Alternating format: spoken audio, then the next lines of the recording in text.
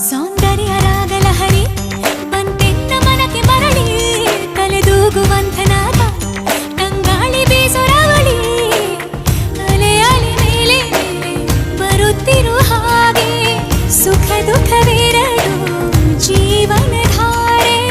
ಮುಸ್ಸಂಜೆ ಮಾತಲ್ಲಿ ಈ ಜೀವ ಹಗುರಾಯ್ತು ಕೋಗಿಲೆಯ ಹಾಡಂತೆ ಆ ಮಾತು ಇಂಪಾಯ್ತು ಭಾವಗಳ ಸರಿಗಮ ಸೇರಿ ಸೊಗಸಾದ ಹಾಡಾಯ್ತು ಆಕಾಶ ಭೂಮಿಯಿಂದ